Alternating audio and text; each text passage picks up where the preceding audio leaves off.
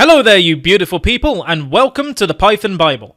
Now this is just a quick video to let you know what you can expect from the course and how it's going to be structured. So what makes this course awesome? Well, one great benefit you get from this course is that it's project-based.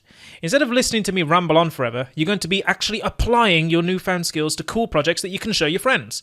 You'll be able to a total of 10 fun projects in this course, and there'll also be quizzes and coding challenges scattered about to make sure you're getting frequent feedback on how you're progressing. We're going to start off by getting you all set up with Python, whether you're using Windows, Mac or Linux, so you can follow along with all the programming goodness. You'll also be introduced to idle, the main interface we'll be using to program in Python throughout the rest of the course. Once you're all set up and running, we're going to move on to variables. Now variables are like little boxes in your programs that you use to store data. You find them everywhere in programming and they are absolutely key to doing, well, anything. So that makes them a pretty good place to start. We'll then move on to learn how to use numbers in Python. Numbers are absolutely everywhere in programming, and if you learn this section well, you may never need to do maths ever again. In this section, we'll also meet our very first project. We'll be using numbers to create a health potion for an imaginary video game. Pretty sweet, right? After that, we're going to move away from the world of ones and zeros and learn how to manage text in our Python programs in order to create customized and meaningful experiences for our users. We'll be using this knowledge to ask our users a bunch of questions and then write a piece of text all about them. We'll also learn about how to slice and dice text and apply this to an email slicer project.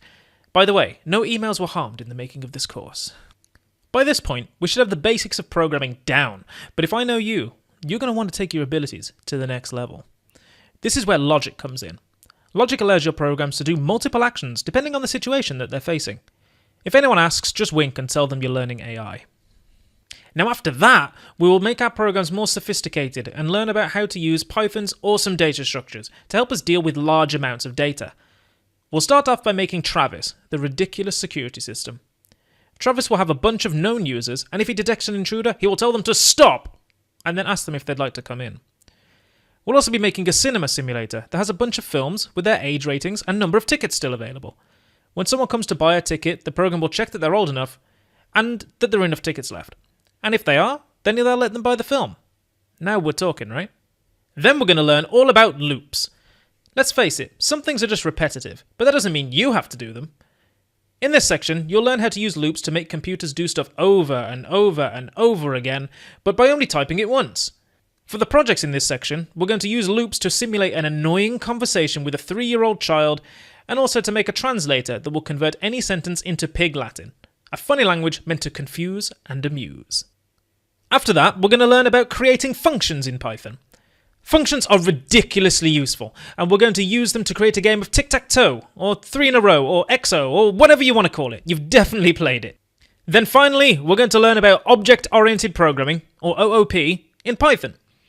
You'll learn all about classes and objects, and use this information to create a set of coins, and even your own bank. Now if that all sounds like fun, then I won't keep you waiting any longer. Let's get you all set up and running with Python.